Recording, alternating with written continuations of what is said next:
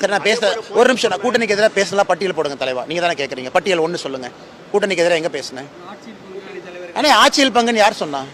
நான் யார் சொன்னா? ஆட்சியில் பங்குன்னு இந்தியாவுடைய உள்துறை அமைச்சர் சொல்றாரு. நான் எங்க சொன்னா? அவர் சொன்னதை நான் சொன்னேன். கரெக்டா?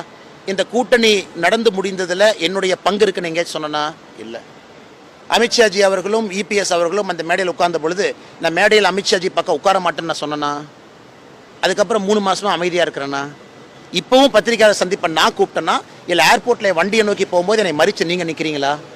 எங்கேயாச்சும் கூட்டணிக்கு எதிராக ஒரு கருத்தை நான் பேசியிருக்கேனாங்கண்ணா?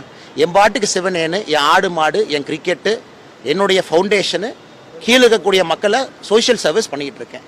கட்சியில் முக்கியமான வேலைன்னா போய் வேலை செய்கிறேன். அரசியல் மாற்றத்திற்காக அன்னைக்கே சொன்னேன், நான் காத்திருக்கிறேன்னு சொன்னேன். அதற்கான ஒரு நேரமும் காலமும் வரும், அதுவரை காத்திருக்கேன். இந்த கூட்டணிக்கு எதிராக எங்கேயாச்சும் நான் ஒரு கருத்து பேசினா நீங்கள் சொல்லுங்க. எங்கேயாச்சும் ஒரு கருத்து அண்ணா, ஒரு நிமிஷம். நான் எதுக்கு நான் கலந்துக்கணும்? நான் எதுக்கு? எண்மண் எண் மக்கள் யாத்திரை தொடங்க பொழுது அதிமுக கட்சியிலிருந்து முன்னாள் அமைச்சர்கள் வந்தாங்க. இன்னைக்கு இந்த பேரணி துவங்கிய போது எங்களுடைய கட்சியிலிருந்து மாநில தலைவர்களும் இருக்கிற அமைச்சர் அவங்களும் தேசியத்திலிருந்து வந்திருக்கக்கூடிய பார்வையாளர் போயிருக்கிறாங்க. எது கலந்துக்கணும்னா அந்த கட்சியினுடைய காரியகர்த்தா, கட்சியின் சார்பாக மாநில தலைவர் போயிருக்கிறாங்க, கட்சியின் சார்பாக எங்களுடைய அமைச்சர் போயிருக்கிறாங்க, கட்சியின் சார்பாக எங்களுடைய அகில இந்திய பிரதிநிதிகள் போயிருக்கிறாங்க. இதை தாண்டி யார் கலந்துக்கணுங்கன்னா முறைப்படி யார் செல்ல வேண்டுமோ அவர்கள் போயிருக்கின்றார்கள். இல்லை என்ன இருக்கு? நான் முக்கியம் இல்லைண்ணே, சாதாரண ஆளுண்ணே. நான் எங்கண்ணே முக்கியமான ஆள்? நீங்கள் தான் நீ முக்கியங்கிறீங்க. நான் சாதாரண ஆளே வேலையை பார்த்துட்டு இருக்கேன். ஒன்றும் இல்லை, அந்த மக்கள் நம்பிக்கை வச்சாங்க மோடி ஐயா மேலே, கோயம்புத்தூரில் ஓட்டு போட்டாங்க.